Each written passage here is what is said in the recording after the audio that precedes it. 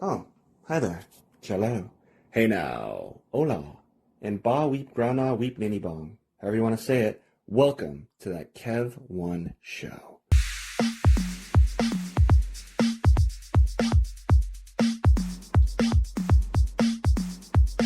Well, party people, you know my next guest from your countless comedic scene-stealing appearances in some of your favorite shows and films, such as Up All Night, Hot in Cleveland, Key and Peele, John Benjamin Has a Van, The Circle with Tom Hanks, not the reality show, unless he has some news for us, the Sarah Silverman program, Ass Backwards, Now Apocalypse from Greg Araki. We just talked to Richard Reel about that one. Scout's Guide to the Apocalypse, different apocalypse, I'm sure. Uh, I can go on forever, and these are off the top of my head from memory.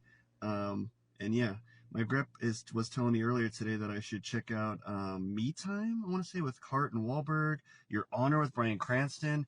I mean, I'm sure I would have, but there's so many streaming options out there that it's like, where's that? Where's this? Oh, he was in Search Party as Ashley, and I tell everyone to binge that one because that's just, oh my god. I always tell people it's the show, not the film, which is probably great as well. He's animated in Q-Force, a very important Netflix animated series, Two Broke Girls, The Kroll Show, the hilarious Burning Love, and if you haven't guessed his identity yet, the fact that he's Chloe Sevigny from the viral The Chloe Shorts and Feathers from Planet Unicorn. Hey! I always gotta add the hey because I'm an actual OG fan of that. Give it up for my new friend and yours. You love him already. When I reveal him, you already know. It's morning here on the West Coast, but live from New York, it's Drew Droege. Welcome to the show. Hi, how are you? Great, fantastic. Wonderful. My God, you did some deep cuts. Oh yeah, You well, mentioned things that I forgot. I was like, oh yeah. I mean, we're still young, but you've been at it for quite a while, and like literally, like I say, countless things. Surprisingly young. Yeah, Yeah. exactly. Oh. Yeah, I've been really lucky to get to have get. I'm very smart, first of all. To have gotten to like do lots of really fun comedy projects along the way, and some of it is on TV and a lot of it is live and on the internet and whatever. But yeah, it's been fun. It's always great to get to do something that's in your wheelhouse and make people happy. Yeah. I mean, you're like a genius wonderkind. You're in like everything, theater. I remember seeing you in Channel 101 stuff and everything. Oh yeah. Yeah. You just pop up on you just tune to the channels if people still watch regular TV and not just stream, but like, and you just pop up in every little thing. It's amazing. I'm always happy to. Hopefully now that we have this strike over with, I think we Yeah. hope we can get back to work. But Yeah. yeah. I thought it was 100% over because in the big time media and everyone thinks, oh yeah, the strike's over, great, yeah, and guests are returning to late night and stuff, and on my show more we talk about more stuff I know, but like I had I want to say it was screenwriter Lindsay Stidham. She educated us last week or 2 weeks ago. Last week it aired though. That the strike wasn't fully over, that it was still being ratified and everything. Do you have any inside Yeah, information we on have that? to. We have to. Although we have until the beginning of December, Mm-hmm. so we'll find out fairly soon. We have to. I mean, I have to go over the contract and do my research and see how we have to basically approve. Yeah. The membership have to approve the Yeah. ratification. So and there's a lot of dissent right now. There's a lot of stuff in the air, and I can't. I mean, to be totally honest, I don't know enough about it to say one way or another strongly. I really hope we can get back to work. We also have to get the things that we work so hard for. So Yeah. that's why I just say hopefully it will get solved and we can go back to work. But Yeah. it's hard enough when everything's regular. It's hard enough to get work. Yeah. So Yeah. it's COVID. It's been like just one thing after another. So come on, let's get back. Yeah, I mean, I pray that we really figure out the whole AI aspect. That's kind of like a scary thing because I mean, you've done so much stuff that like AI could just do a soundboard and sample you and make Drew Droege stuff Yeah, I mean, forever, and like that's not right, they proven that they can do that with everybody, and Mm. it's something that my feeling is like, first of all, it's like we can't stop it from happening. It's just the wave of the future. It's something Uh-huh. that's just it's going. We have to learn how to use it instead of Hmm. be afraid of it and reject it and kind of act like it's not going to happen because it Hmm. is. Yeah. I think what AI AI can't do is provide the chaos and the magic and the weirdness of the human experience. So like it could mimic my voice. It's just like, I mean, a friend of mine put in an chat GPT, like, write a play in the style of Drew Droege and just send it to me. And it was like what a computer thinks that I sound like. And of course it was this very homophobic syntax thing where every character said fabulous and dear and my darling and all this stuff. And I was like, well, I would never write that. Like, it made me laugh. And then there were references to things like that. Like, I was like, I see how the computer just was like, oh, ding, ding, ding. It's like, you know, Instagram suggests the pages that you might like. And to me, it's just pure, like, just horror bait. Like, it's just Instagram. Like, and maybe there's like one picture of like an 80s actress, and then it's just like shirtless guys working out. And so it's probably like this. You're like, yeah. And you're like, not like I don't like that. Yeah. But it's not really what I would curate. And so I feel like well, that's comforting. AI will get smarter, but it can never be human.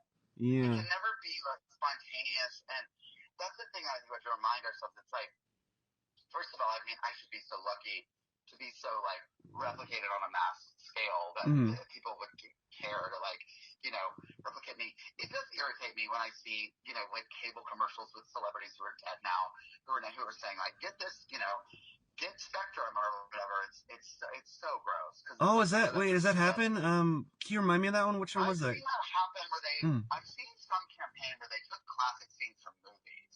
Oh, okay, that sounds familiar, yeah. Their dialogue, having them like promote the thing. I think it's disgusting. And it's awful. And I think it's also going to be really the hardest for people who work in background and people who do dubbing and looping. Oh my God, yeah. I mean, because that's like I remember that was one of my quote. I shouldn't call it a day job. That was what I called it, like a day job when I was living in LA. Yeah, it's like minimum wage, and so I can't imagine like being like on a set doing like extra work, and then all of a sudden you're like in Fast and the Furious or Transformers '97 years later. And like, you know, it's like, oh, and there's me in a crowd scene, but you know, you're 65, but it's like, there's me running at 27, you know, from yet another robot or, you know, like that zombie tornado. That is going to be a very, because when I did background work, which I did quite a bit in my 20s, you know, like 5 years ago, yeah. Thinking, like, what did you say? Like 5 years ago when you were in your 20s, yeah. Oh my God, you're so sorry. Yeah. Like I said, we're frighteningly young. Right. No, but like I remember thinking like, oh, one day this is going to be replaced with. I just was like, technology's going to find a way to do this. And right now it hasn't gotten away. I think right now it's more expensive actually to paint in individual people than it is to actually hire extras, which tells you how terrible human beings are treated in the workforce nowadays. But you know, I think there's lots of concerns about all of that, but I also, you know, I wonder if, you know, we're splitting hairs and like, you know, and I don't know. I kind of feel like, I don't know. I think it's a very scary time right now. Yeah, it's just frustrating and scary. Yeah, and I almost feel like, I feel like tech people might not even fully understand because how fast it's moving and everything. I remember, I was at the beach watching when Netflix dropped the Black Mirror with the, did you watch that with Salma Hayek where she was an AI avatar and they used her likeness? No, I haven't seen that one with Salma Hayek. It's a fun one. It's Annie Murphy from, you know, Schitt's Creek is in it, and I'm trying to remember because I saw it so well when I was new, but it was like she was playing, you know, an actress, and then all of a sudden like she's watching Netflix with a friend, and it's Salma Hayek playing her. And it's like, what? This is my life. This happened yesterday. And it's like literally like picture in picture with what happened to her, and she's almost catching up with it. And she signed her likeness in a terms and conditions thing. And Salma Hayek also did the same. And then anyway, it's just like a crazy, but it was like literally like a month later, it almost seemed possible, very possible, not just, you know, near future. Like, I was like, oh my gosh. Then we were striking at stuff very related to it. Right. Yeah. It's something that I don't think anybody fully knows, but I do feel like the reason that I got into this business and what I really love about human beings and watching them is that they're impossible to really recreate like I said, the chaos and the magic of humanity. You know, they can make it seem like that, But it's also, I think Hollywood, for the beginning of time, since Hollywood's been a money making business, they just completely pillage whatever is making money, and they ruin it. Like they before we even knew like algorithms or all that, they were just like, oh, people love musicals, we're gonna make 10, or people love sword and sandal movies, we're gonna make 1,000,000 of those, and they just exhaust the people. That's just the nature of the business. Has it's always been, that like they kind of try to think like, oh, this is popular and this is popular, so let's put them in a movie together, and then we'll figure out what it is. And the truly great things come from much more inspired sources, and someone saying, I have this amazing idea, or whatever happens, lightning in a bottle, or whatever, which is what will still happen. I think it's just reinterpreted in different ways. And like I said, I think we have to be cautious, but we can't be paralyzed with fear about the future, because like it's just sort of like, well, we just have to find a way to make this technology work for us. But yeah, there's so who knows? Yeah, We shall see. you bring up a great point, and you're one of the first guests, maybe the first guest to bring up maybe possible benefits to AI. So in your mind, what are some of the great ways we can use that tool? I think there's lots of great ways to. I think like in our business, we can use AI to write our bios for us, to help us with our website, to it will be easier to like touch up photography. It will be easier in editing, and with in a lot of ways. I think. There's also just great ways of just having like access to information so quickly, that we already do have at our fingertips. I'm not necessarily like, yay, pro AI is sort of like, yeah. We have to find a way to use that, to use that. But I think we're completely naive to think that executives haven't already tried to put like writing scripts in ChatGPT. Like they're already trying to like get rid of writers, but if you read something written in ChatGPT, it's ridiculous. And yes, it'll get better, but it'll never be what a great writer could come up with. It will never be that, right? Because that's what I just think that we have to remember, like not count ourselves out so much. That from the beginning of time, cave people have gotten together and told stories. That's the human need, is to have other human beings recreate stories and feel emotions so that we can feel things, like teach lessons and all that. Like it's a very primal thing that we do. Has existed since the beginning of man. So as long as we're here, hey, AI might wipe all of us out, and then all right, bye. But as long as we're on this earth, I think we will have a need for human beings to be artists. Like, whether that's on camera or behind the camera, or as writers and creators and everything. So No, yeah. It's like you said, the cave drawings, the stuff on the wall. Everyone, the stories have always been the most important thing to help us move on. Really. Yeah. The je ne sais quoi. You can't like replicate like a really unique, one of a kind artist. Yeah. And I think it's like when you see people do impressions of someone, and they're just kind of recreating what that person's already done. It's sort of like, yeah, you're a good mimic, but you're not that person. Like I could be like, I'm really impressed that you really studied that person and everything that they did, but you don't have that spark or that, So anyway. It kind of reminds. I think we can also there's also just like so much to where we just like need to be able to like get back. Just like we need health insurance. We need Oh God, yeah. We need movies and TV shows. Like next year's gonna be weird. Like it's just because we're gonna get to the point where like, oh, we're either gonna be watching things that have been on the shelf since 2015, or watch really thrown together things, or just be like, oh, the second half of 2024 doesn't have anything coming out because nothing's been made.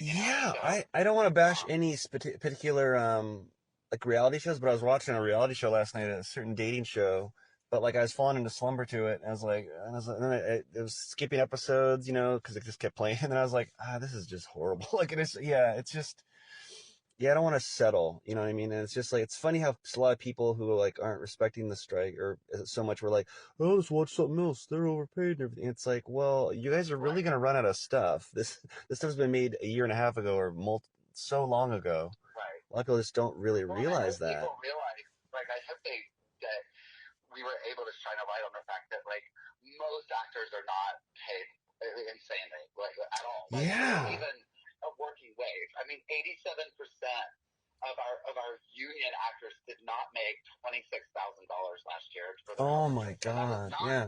I didn't that know was that number, not but the yeah. Yeah. so there were 13% of us that get qualified for health insurance, and that was people who made $26,000 a year as on acting jobs. So yeah, I mean we are job to job, most of us that work, and most of us also. My situation, I write, I teach, I do other things, like, because, and I prefer that, so I'm not panicking every time I go in for an acting job, so that I'm not like I Mm. have to have this, I'm not going to eat. Mm-hmm. But yeah, like you have to be able to do other things in order to make it work. So I'm hoping that perception is like, oh, Hollywood elite, and they're all bajillionaires living out in Yeah. It's like, no, No. most of us aren't even like 100,000-aires. Mm-hmm. So just like Yeah, I know an actor. I'm not, I, won't, I mean, 'cause I don't, he's posted about it, but I don't think I'm not going to say his name, but he, pretty well known actor, on hit Netflix series and such. But he's like delivering packages and stuff during the strike because, yeah, like, it's just, yeah. yeah, it's like life, guys. Yeah. Oh, absolutely. I I think mean, that's like too, and I think that mm, we realized also during pandemic, and we all had to be like, we all have to. There's no shame in any work and in any job, and there's pride in every job, and it's like mm, you have to, or if you just want to. I mean, I know lots of actors who still keep their couple nights a week bartending job because they enjoy the extra money. mm-hmm, They like to be busy. It stresses out less, and there are lots of reasons why people work multiple jobs, and it's nobody's business. And just because you recognize someone from TV, I hope people realize you realize they're not paid a lot to be on TV, and on mm-hmm. streaming they're not getting residuals. So Yeah, that was like so that. shocking to me. When you find out that, like, Yeah, I like mean, like, Aaron what Paul and Red Bryan Rock. Cranston should be rich from Yeah, Breaking Bad alone, kind of like Seinfeld money, from reruns and such. But no, it's like pennies on the dollar, and it's like some people have these streaming services just for like a Cobra Kai or Breaking Bad or whatever, The Office right, or Seinfeld, and right, but they're not getting the respect for that. They're not getting the proper money for that. It's just insane. right. Yeah, I don't know if it's yeah. the evil, but yeah. Ugh, man. Well, maybe that's one of the reasons you went back to theater. I mean, you probably much never stopped really, but with I'm very grateful. I'm yeah, very grateful Titanique. to have a Marvelous theater job reviews for right now. that. And what did you say? Oh, Titanique. I'm so jealous of not being able to see that because I'm on the West Coast. You're a Titanic send up? I might be saying it Yes, wrong. yes. I'm in Titanique. Oh, I'm doing it through the beginning of January. oh. It is so much fun. It's a parody of Titanic, and with all music of Celine Dion. And so I am the one character that doesn't sing in the show, thank God, because I'm not a singer. But Oh the no. rest of the cast is these incredible voices, Oh. and it's been running for over 2 years in New York. Oh. It just hit its year mark at the theater. We're at the Darrell Roth Theater now. We just hit our year anniversary there, and but it was at another theater in Chelsea before that, and it's just been extended to the middle of June. Yeah, it's going so well. It's so fun to be in a show that's just pure joy. Yeah. I got the call this summer to come and join, in August. So I've been there since August doing it, and Mm.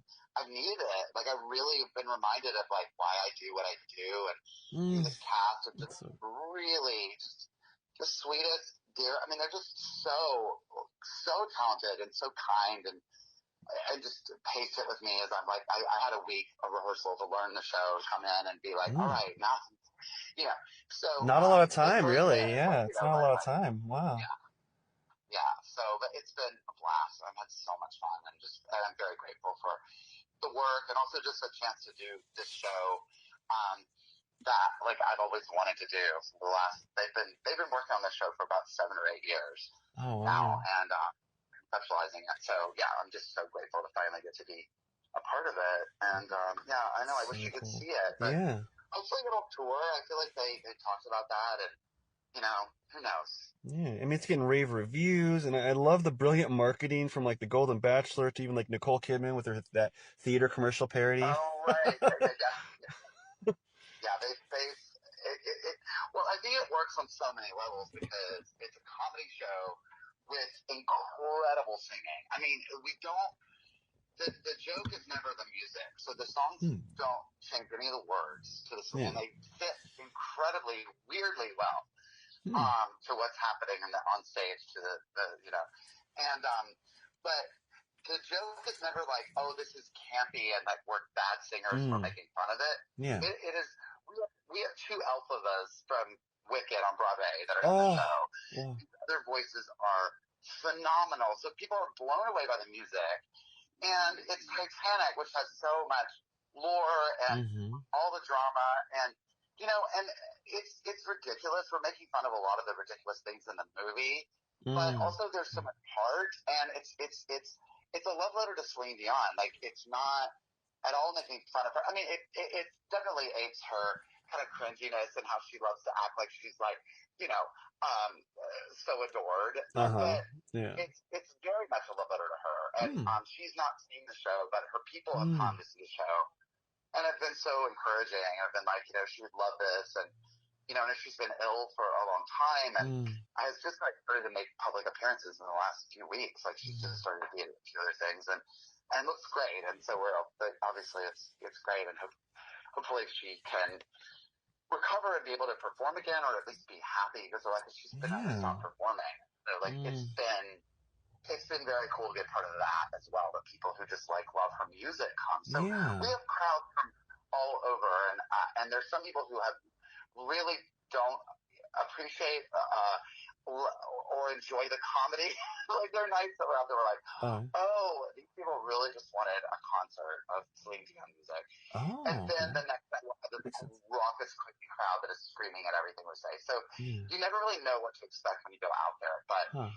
it's great to go out there with a cast that I adore, and we do it Yeah. 8 times a week. So Wow. you have one that's weird, you shake it off, and you do another one. Yeah, I'm on my way to go do 2 today. I have 2 tomorrow. Ooh, So, yeah. that is so awesome, man. Well, one person I was Yeah. able to see it was Melissa McCarthy. That made some headlines. What was it like having like one of the queens of comedy, if not the official, Yes, currently I was so reigning? sweet of her to come.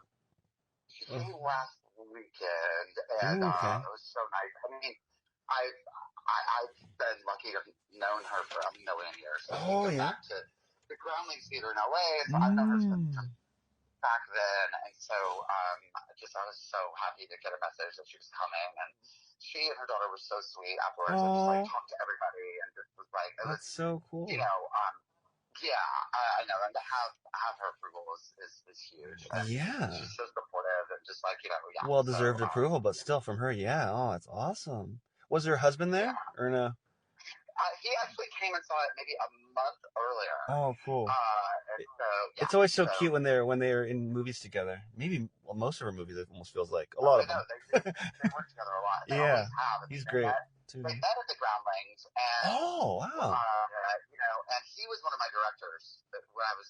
He was one of my directors at the Groundlings when I was a Wow. company there. And if any fans And out there, so most of my fans are kind of theater nerds, but if any fans out there don't know, Groundlings is one of the like the leading, if not the leading, improv schools like UCB we've talked about and such. So yeah, learning yes yeah, and all that jazz. Wow, he's one of your yeah, directors. yeah. Wow, that's very Lots of cool. yeah. It's for lots of like a lot of comedians and actors and writers have come out of that theater, and it's where I studied there, and it's changed my life, and I teach there now, so I love getting to be a Oh, part of very that cool. school, and I go back and do shows there occasionally, and so yeah, it's a good time. But yeah, I mean, they were in together. I mean, I think I saw them in one of the first Groundling shows that I ever saw when I was, Hmm. and they were in the Sunday Company back then when I saw them, and so yeah, it's so cool that and to see them ride together and make so much hilarious stuff together. And I've Oh. always been so inspired because they've worked really hard, like a lot of people do through this Yeah, so crazy stupid business. see mother effers out there, some Hollywood couples are real. You know? People look through Us Mm-hmm. Weekly and all that and they're like, they're not real. No, they're not together. Oh, I know. It's really disarming. I mean, it's weird. It's such a strange. Like, you're in this. Sometimes there are people who are like, "Oh, this is completely a strange situation of like celebrity," and I don't understand. And then there are other people that are wildly famous, and you're like, "Oh yeah, they're just like hanging out with their kids and their dog, and they're just normal." It really is like every type of person is in this business. I mean, I think it's a lot of people, when they talk about fame and success and everything, I think all that just makes you. It just amplifies who you are Yeah. beforehand. Like Mm-hmm. I don't think it changes people. It might change people around you, but I think it just blows up everything, and for good and for bad. I mean, I Mm-hmm. think a lot of so it's something. It's like Yeah, it's like I don't know if yeah, you're like me. Like I remember when I was a little kid, and you're in school, and they're like, "What do you want to be?" And you grow up, and some people are saying astronaut or whatever, and they don't. Some people don't know. And I always knew I wanted to be an actor before I even knew what that meant, because I was doing like kind of method acting while doing recess without realizing it and stuff. And I did plays and stuff, so I just always kind of knew. So I just knew, no matter how far or where this path takes me, I just knew it wouldn't really change me at all. Yeah, kind of like you're saying, it just amplifies who you are. Yeah. yeah. So I mean, hopefully people who are making it are in there for the right reasons and are nice people. And a lot of the times, like the people that move ahead are good people. That's one of the good things about our business. yeah, Typically, yeah. typically, And I think I mean, there's no formula, and that's the thing that's frustrating Yeah. about it, and why it keeps everyone playing the lottery every day. So like any day, something can happen, and your life Mm-hmm. will change. Yeah. But for people like who have to just go job to job and build a Mm-hmm. career, like I think about like I'm 46 and I've been in LA doing since I was 22, and so over half my life I've been Mm-hmm. pursuing this and building and doing things, and it's like to have some people. I saw some people around me blow up really quickly and continue to be there. Some of them, and then other people, it comes and goes. There's no formula, and I think the worst thing to do is to think that there's one path to success, or to try to jump on someone else's path and be Mm-hmm. like, oh, this is what worked for them. I'm going to do that. Mm-hmm. Exactly. I mean, Yeah. I started to do Groundlings because I wanted to be on Saturday Night Live, and I knew that a lot Mm. of people did that, and I got very close to getting that job. Oh yeah. And when I didn't, it was a great thing for me. Like I think I have to look at it that way. That I Yeah. don't know that it would have been the right fit, and I Oh don't yeah. have to just Everything kind of go, happens oh, for a it made me reason. Yeah. it I'm a made me firm feel this believer in way, that. and Yeah. it Mm-hmm. that sort of blew up my idea of like what I had to go to do next, and it made me really focus on me and make my own projects and create my own thing. And while you're doing that, the one thing, and not that I'm a saint or that I'm always the nicest person in the world, Mm-hmm. but the one thing you can control along the way is kindness, like your attitude, and Yeah. you know you you want to be somebody that people want to be around because no one's no one's indispensable. And I get it when it's like, oh, we got this giant star, and so they might be a monster and whatever because we have to deal with them. But the trade off is we get there. I get that whole thing, but if first of all, most of us are not that, or nor would I ever want to be that like thing that everyone's afraid of, like or whatever, and Mm. giant. Like I don't ever want to be Mm. that famous. Like it's terrifying to me. Mm. But if you're not that, you have to be somebody that people want around because you're one of 100 people that could have a job. And yeah, you're good at this job, but no one's so good that it's like, oh, we have to do this with someone else. Like we can't do this with anyone but so and so. Mm. So I'm just saying, like, if you're an asshole, you often don't work, and you become your own worst enemy because people go, yeah, they're great, but man, it's a lot dealing with them. Mm-hmm. And that's all you need is for one person to say that. And you can't control if people are going to say it out. You can only just do your thing, but you don't want that added Mm-hmm. like thing to like the column of why we're not going to hire you. And then people fall from grace. And so when you aren't that big star anymore and you come back groveling, people are like, yeah, no, you were too Yeah. difficult, and it's very Mm-hmm. hard to get back on. So I can't make someone think I'm hilarious or think I'm talented or think that I'm the choice for the job. I can't convince them of that. But I can just try to be cool, show up on time, kind of know my stuff, Mm-hmm. be pleasant to work with, be a team player, just basic things that I think we sort of sometimes can forget. And I do Yeah. think that I've learned from watching really big influential people be that, be the kindest, be the most lovely, and they understand that everyone's watching. Yeah. And when you're wonderful and cool to work with, people talk about it. When you're Mm-hmm. terrible to work with, people talk about it. Especially when you are the name above the title. So I think a lot of people now realize oh, I have to put my best foot forward. Um, and that's really a big deal. That's a big deal to just put in that extra effort to just be cool. I don't think you have to go out of your way to be the nicest person in the world, but Hmm. just realize we're all trying to work here. We're all under a lot of stress. We all should be grateful that we have a job today. Just basic Mm-hmm. stuff. Yeah. Well, and it's working for you because you're showing your talent and you're working. So it's definitely working for you. It's Do true. your best, Yeah. Leading by Happy to example. do it right now. Yeah. Yeah. I mean, you're in, yeah, like so many things, like I mentioned. One of the most recent films that I saw you in, it might be your most recent, maybe not, is Fool's Paradise with Charlie Day. Oh yes, of course. So great. I loved him for a while. He was like probably to I love me, him. I love oh, those guys. yeah. Yeah, Charlie's the greatest. That little piece, those callbacks throughout the movie. We Hmm. did those. So Mary Elizabeth, his wife, and Hmm. Artemis is your dear friend. The two of them and I were in this. We've done a bunch of comedy shows together. Oh, We were yeah. in a rock band for a while. Oh, We yeah. were in this crazy onstage parody of a Lifetime movie that got turned into a really bizarro Adult Swim short Oh, film, I think a 40-minute film what we was it did for Adult called? Swim. And Oh, what was it called? it's called Mother. It's called Mother May I Dance with Mary Jane's Fist, oh my. and I it's am checking that out tonight because absolutely I love not Adult Swim, so. yeah. Oh, it's Huh. so not okay. Do you know if it's on But is it on Max where a lot of Adult Swim stuff is, maybe, I or don't know. hmm. I don't think it is. I Hmm. think it's um. I think you can absolutely find it Yeah, somewhere YouTube or on one of the hmm. search engines, and Yeah, I know, because I know it'll Adult definitely Swim's be. under I mean, Max right now. Last I checked, but yeah, I'll look for that for sure. it's But yeah. uh, it's deliciously wrong, and I love it. Oh I yeah. love it. So we've done a lot together, and so when Charlie asked us to do that as their hair and makeup team, we were so excited to be a part of that. It was so much fun. That was And so great, I so just remember the frantic and face. everything, and the three of you there, Yeah, like, he was oh like, my just don't god, stop yeah. talking. The He what? just said, I want you to do it again and just go crazier and just do not stop talking. Do not just don't listen.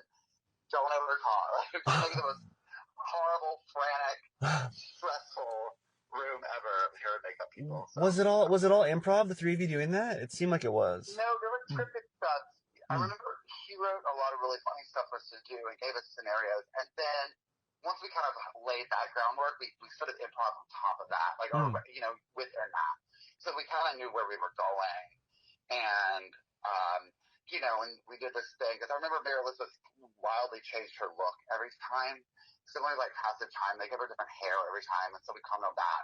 And then Charlie wanted to be really mean to Artemis. And so they were dismissive of Artemis. And so, so we play within that. And I love that movie. I found that movie so just from another time period. It feels like Yeah.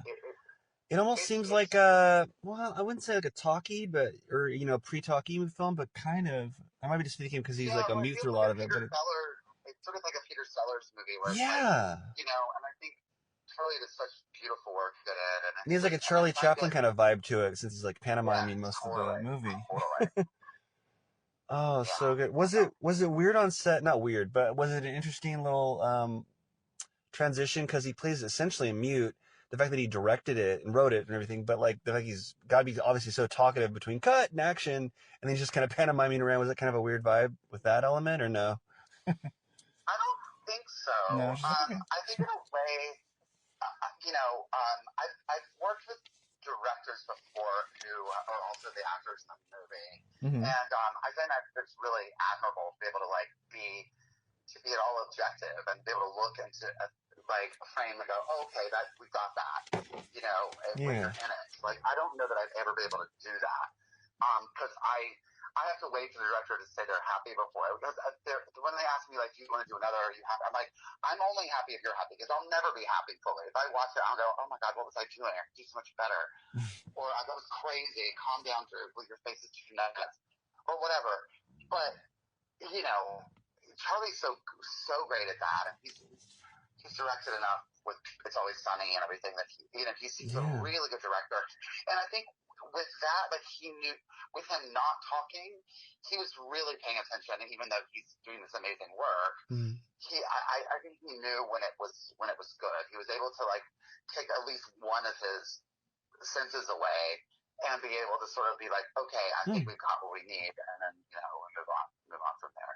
And but it was really fun because he was just like, manhandle me more, throw me around even more in that chair.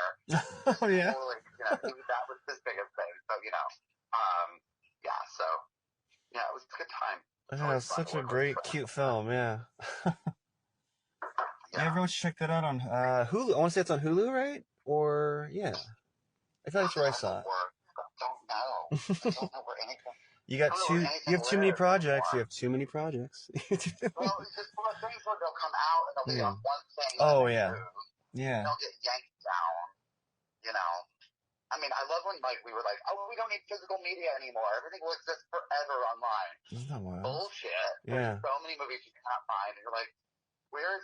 And some of them really kind of popular movies. You're trying to, you'll be like, oh, let's watch something, and you can't find it. So, well, yeah, it's a great point. Imagine you really want to see your comfort film, and it's been on whatever forever, and then all of a sudden you go there and it's not there anymore. It's on, some other one. You're like, no, what? This is, yeah.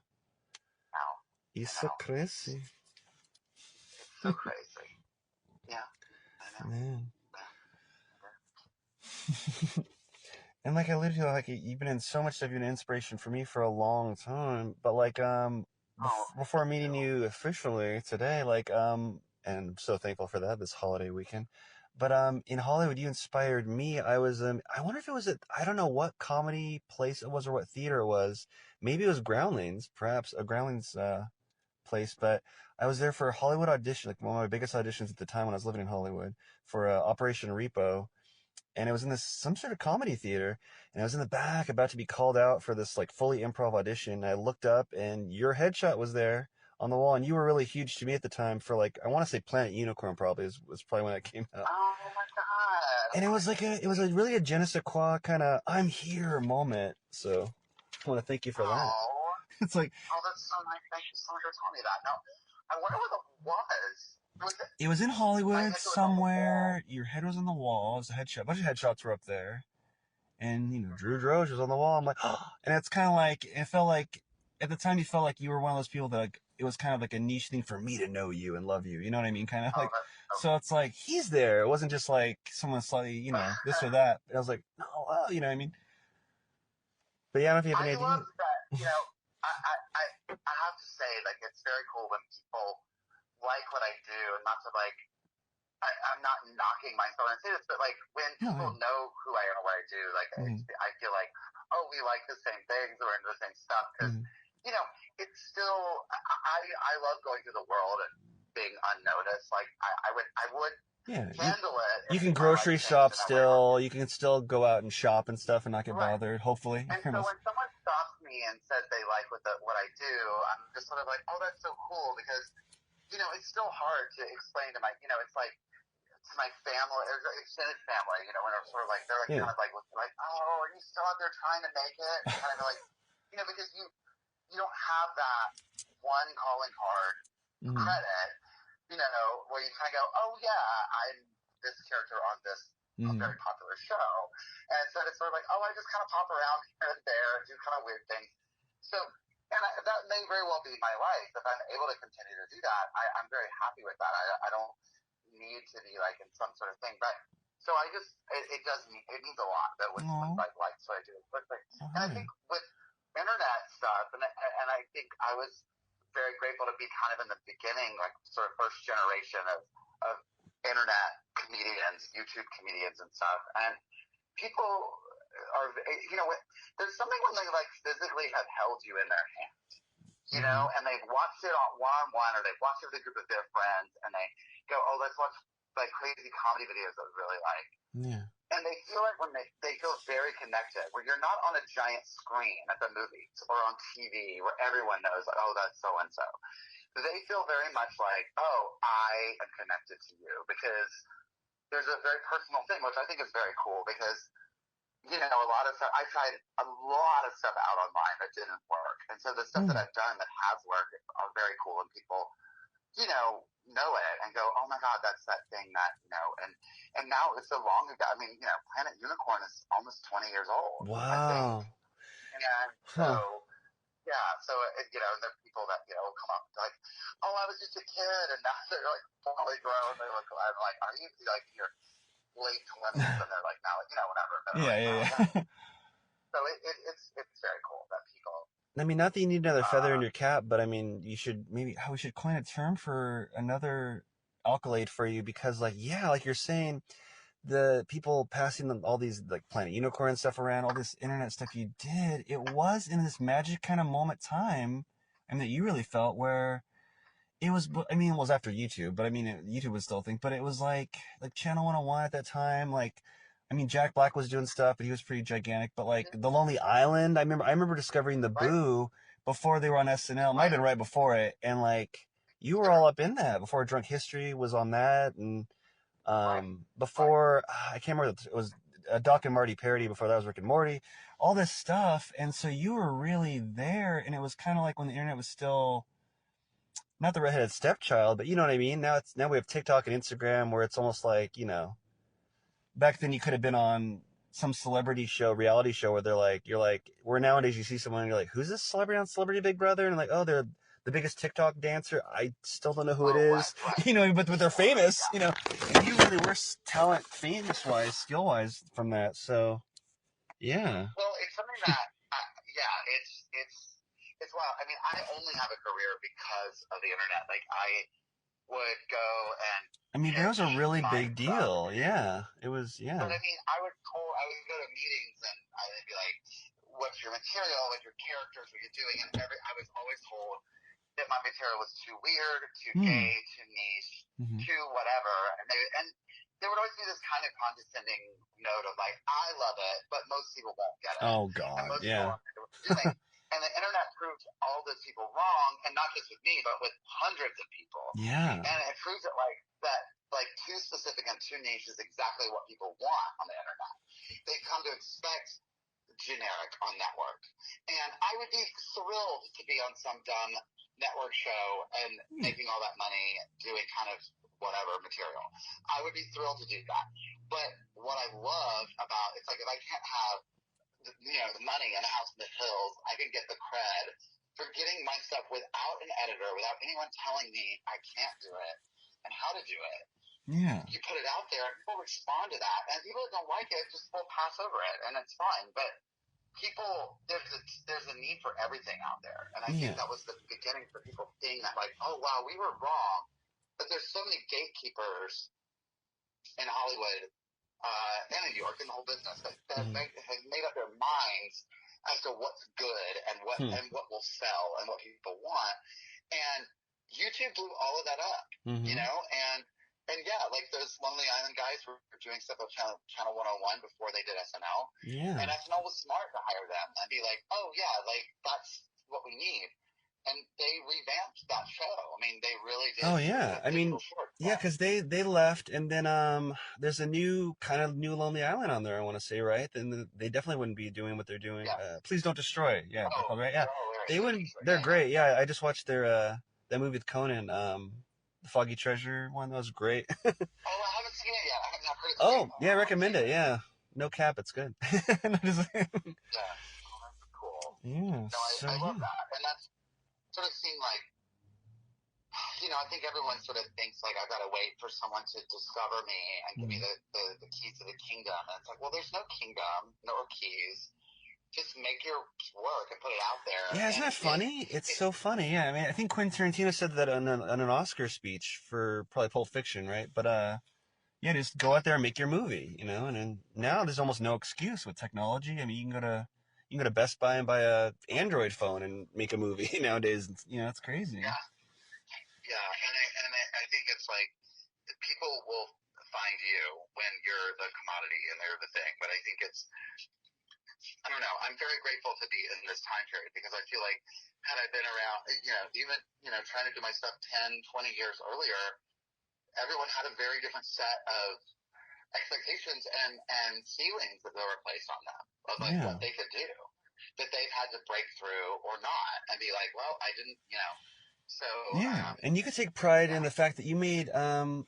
I don't know if I mean it's too much of a thing to say, but like and not that you made the internet cool, but like you were making it big as like this great, like kind of a rock star actor on it before it was mainstream. You know what I mean? Like Dan Harmon, for example, he might have been making some big Hollywood deals at the time, but I knew him just from Channel 101 for a while, and it was cool as hell, and it was great, and he's working with Jack Black and Sarah Silverman, pretending they're flying spaceships, and I'm like, this is amazing. But he was cool to me in that for the longest time because of Channel 101. That's all I knew him from. Then I'm like, oh, now he has Community and such, and he might have been doing big Hollywood deals for a while before I knew it, in fact. But yeah, so you were really in it, killing it, like being like legitimately cool before the internet went when the internet was more cool independent, so to speak, and now it's like mainstream. Like now we go to YouTube as a main. It's like, oh, should I go to Netflix, Hulu, or YouTube? People say, instead of just like YouTube being the thing you go to see how to fix a sink, or something, or to watch a trailer for The Dark Knight for the 15th time, or something. Yeah. Yeah. Well, speaking of that, something that kind of crosses the line between mainstream and all that with the whole viral world is like you being beloved on with Unsend, the Comedy Central, your alter ego, Chloe Sevigny. Oh my God, that was just you probably get recognized from that a lot, I imagine, or not? I mean, it's hilarious as hell. You should be. I've got people that will. It's really fun doing the show in New York, and a lot of people who had never seen me do anything else but the Chloe videos will come up afterwards. They're like, I love these Chloe videos. I'm so glad I'm getting to see you perform live. And kind of what I'm doing in the show has lots of the Chloe thing in it as well. So that is something that like I did on stage a million years ago, and it bombed, and it did not work, and I tried it again, and it went well, and I never knew how it was going to go, and that really did change my life, and all of that. And so people, I haven't done it in a long time, but a friend of mine asked me to do a new video to help to like do a thing, and I'm like, great, let's do it again. Like, I'll do it whenever it's when I miss it. I kind of miss playing her, so yeah, I love that. I love that people love those because that's sort of my most recognized thing I've ever done. Well, yeah, I was wondering because there's definitely like a fire in the performance to the point it almost feels like you're two sides of the same coin. Like, do you have like a real affinity for her, or were you just like watching her movies a lot, or what? I have seen a lot of her. I mean, I'm a huge fan of indie movies, and so I do think she's great. I think she's a really good. But a lot of it just came from like me realizing I looked like her and creating a character that was based on her, and I just was fascinated by the world that. I didn't. I mean, I created this original character that's like I don't. Yeah, like a kind of an amplified version of her, kind of, or. Yeah, and to me, it's like you know, I'm just fascinated by the world of somebody who lives in that space, as somebody who's like just been outside of it for so long and just sort of like, and now it has become this character who is name dropping like where they were going for dinner and like who they were with and what they were wearing and all that other stuff. But ultimately, like I hope it's with love. Like I never want to drag her, and I've had lots of people suggest things in her life that I should do, and I'm like, I'm not gonna make fun of things, real life things that she's doing. Yeah. Oh, good. Having a kid, I'm not gonna make a video about it. So I'm like, Yeah. that's great, you had a baby, like you got married, that's awesome. I'm not gonna make, I'm not gonna go there. And it's more fun for me to not make it so literal and so on the nose, because but when I made the first little videos, there are a couple things in the first videos that I think are not the nicest things, and so I know that she's had very complicated feelings about it, and when they blew up, I was like, oh, I have a responsibility now to like not punch down and like not go for obvious jokes and do more like just bizarre. And it was a different time when you made those particular videos too. So yeah. Well, and you just make things and you just never think naively like that anyone's going to really watch this. And this got a laugh on stage in front of 100 people, so why not put it out there? But you do realize that things are like, oh, there's just always better jokes you can make without like going after somebody. Also, she's not a villain. She's a really cool person. She's an actor. She does like really awesome things. So like, it's not like she's somebody that like we need to take down by any means. So it's more fun for me when my Chloe can just be I've never met her or anything, but no, she's a great, phenomenal actress, and but it's funny. She does have she is kind of an enigma, isn't she? She's kind of got that outsider, like you said, almost not Nicolas Cage level, but kind of like what's going on with her kind of a deal. Yeah, no, totally.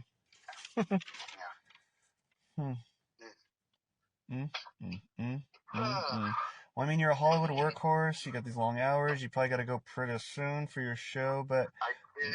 I'm so bummed. I'm so sorry. I was looking at the time. I should probably go because I've got to go down to the theater and get on the ship of dreams and do our first of 2 shows today. All right. Well, what's like your comfort food after like long 16-hour day, or is there anything that you have to eat when you're in LA and New York? Any like I got this for sure. I love Indian food. It's my favorite. Oh, okay. Yeah, I love a nice Indian food. Yeah. After a show, I love a really nice bourbon. That's just always my thing. I'm like, I want my favorite Manhattan, or just like bourbon on the rocks. It's always like my dessert after performing. Oh, who knew? Classy, fancy. And then, I imagine you're like a smoking jacket and you're just pouring it and you drink it and you're like, yes. Oh, absolutely. Like, this is what I need. Even though it completely dries out your throat. Like, it feels it's very comforting, and it feels like cough syrup, and every doctor you go to, they're like, it's kind of one of the worst things you can do after screaming on stage is to dump raw corn bourbon on your throat. But, hey, whatever. What you do. Oh. Well, I hope one day to work with you, my friend. I know, likewise. And where are you? You're in Seattle, is that right? I'm in Portland, Oregon. Yeah, I mean close to Seattle. Okay, great. Ever been or? I've been to Seattle. I spent a week there. When was that? Pre-COVID, but not that far before that. So maybe like 2017 or 2018. I want to say maybe something along those lines. Okay. Yeah, it was great. I loved it up there. You got to come to Portland sometime. Great food. Yeah, and we have Indian food restaurants. That's where I'd say, hey, let's meet there, bro. Oh my God, I've got to come up. I've got to come visit. One thing that's funny is when I first went to LA for acting, like, and I got there, and everyone's like, oh, where are you from? It comes up, and I'm like, oh, Portland, Oregon, the best city on earth. Golly gee, at the stars in my eyes. And people will be like, Portland where? Portland, Maine? And I'm like, no, Portland, Oregon. But when I was heading back here, everyone, and they were like, oh, where are you going back to? Portland, Oregon. They'd all go like, I always wanted to go there, Voodoo Donut, Portlandia. So like, I don't know, they really played up the whole tourist area of it and became like kind of a would-be it city. So yeah. Yeah. No, it's known for, it's known for great food and hyper-liberal people. And, yeah. Yeah. So, I'm all for it. Yeah. I did a bear party up there. I did. Yeah. Portland. Yeah. For a club called Barracuda. It was at. Is it downtown? Maybe. Oh, the Crystal Ballroom. Maybe that's a big place. Crystal Ballroom. That sounds right. That sounds correct. Okay. I believe that would be it. Yeah. Pretty cool. So it's good fun. I gotta come back and spend more I time. always got to drop some geek stuff out. One of my favorite Masters of the Universe character, Grizzlor. So there you go. Chris Floor is what? Oh, Grizzlor. He's like this Masters of the Universe He-Man character. Right. I know. I I always love drop him. out. I love that character, or whatever. But what's his connection to Oh, like a Florida? grizzly bear. Sorry. Yeah. Oh, great. Oh, That okay. was my geeky segue. I love it. I love it. Awesome. Well, Drew, yeah, we've taken enough of your time, and I'm very thankful this holiday weekend that you chose to break off some time for us. Yeah, likewise. Thanks so much. Yeah, Oh, thanks for taking time off your Thanksgiving weekend to do this. I appreciate it. oh, for sure. Fun, It fun, was fun. it was historic, not just for you and how many things we touched on, but it's the earliest that Kev One show we filmed. It's usually early evening, because you're East Coast. If people aren't aware, Yeah. with Titanique. Oh, are tickets sold out, or can people still get some? Do you think? They can still get tickets. Yeah. They can still get tickets online. So yeah, if Oh. they go to my Instagram, they can go to TitaniqueMusical.com, or they can go on my Instagram, and I have it right there to get tickets. Oh, very cool. Any places you want to plug before you jump off? Any sites or anything, or no? I don't know. I mean, New York. I mean, I'm going to be during the show until the beginning of January. So, there's no prettier place than New York City for the Yeah. holidays. So, Oh. December here is always beautiful. So, come visit. Yeah, I can't wait to go get it. The time I went to New York, I'm trying to remember. I went there once, and it was during a writer's strike. Not the most recent one, but it was the one before that. I'm sure just the one right before it, probably years ago. And so I was gonna see all these shows, and like, I was bummed I couldn't see SNL or anything. But it was beautiful. I went all over. Harlem. I think you mentioned that before we were recording. All over. I went everywhere, pretty much everywhere, seemingly that a tourist knows they can go in New York. So, yeah, gorgeous, gorgeous. Well, travel safe. Make it back to the West Coast for more filming soon, and we'll definitely check in the future, bro. Okay. Sounds great. All right. And Thanks, Kevin. thanks so much for your time and break a leg tonight. Thank you. Thanks so much. I appreciate it. All right. Thanks, Take man. care. Good night. All right. Bye. Well, that was the busy, hilarious, and bright Drew Droege. See him soon if you're lucky enough to get tickets for Titanique. I think that's Titanique. That's how you say it. In New York and on your screens everywhere. And again, countless places around the world. All right, friends, it's about that time. Listen to these brief messages and a word of wisdom after the break. This portion of that Kev One show is brought to you by Kia, the power to surprise. That Kev One show is also supported by Forsaken Remains from Gould Capone Pictures. Forsaken Remains is an ambitious post-rapture apocalypse film about those left behind in their fight for survival against creatures of opposing forces in the wake of Armageddon. Directed by award-winning filmmaker Drew Crosby, a video genius whose work I adore. However, the Gould Capone Pictures crew cannot fully realize this ambitious vision of a post-rapture apocalypse without your support. Find the team on Instagram at Forsaken Remains Film. That's at Forsaken Remains Film. And follow the link in the page bio to contribute to the ongoing Indiegogo crowdfunding campaign and claim awesome perks such as a credit in the film, stickers, t-shirts, or even a Blu-ray before the campaign ends on December 13th. Get on the ground floor. Be an independent filmmaker today. Because only together can we come face to face with our demons and prove that we're so much more than just Forsaken Remains. What's better than your favorite talk show? Well, maybe homemade delicious food, cold beer, or a drink of your choosing in a comfortable atmosphere. Well, look no further than the Boulevard Tap House for the world-famous fish and chips, seafood, all-around delicious menu with pizza, all kinds of food, wings, steak bites, anything you can imagine when you want to watch the big game or catch some live jazz if you pick the right night. Open 7 days a week. Go to boulevardtaphouse.com right now. I like to go to their Terwilliger Curve location. That's the home location for their not only their fish and chips, and they knew that they always used to give me Caesar chicken salad and wine. They kind of made jokes and made fun of me that.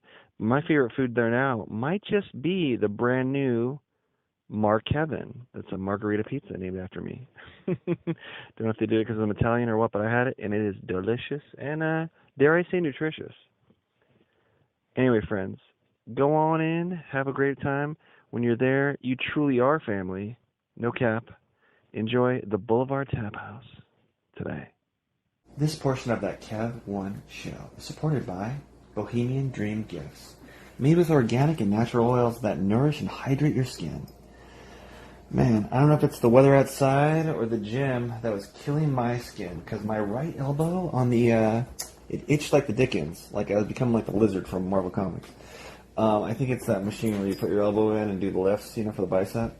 But I was itching my skin like crazy during, well, I won't say who because I don't want them associated with rough skin, with one of our guests here in the near future here. But my right elbow was getting ashy and getting red and irritated.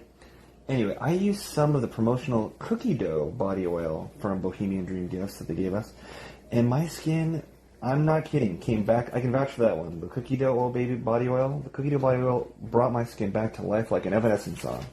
I'm not kidding. My skin is smooth and happy again. 100%. You can buy cookie dough oil on Etsy at the Bohemian Dream Gifts shop. Check out their other stuff as well, but that's one that I swear by now. And as soon as my promotional one runs out, I'm going to order some myself. So go to Etsy and visit the Bohemian Dream Gifts shop today. Well, friends, the theater lights have come back on overhead. Please clean up the candy wrappers you snuck in and traverse safely. See you next week, or superfans online at patreon.com/thatkev1show. Good night.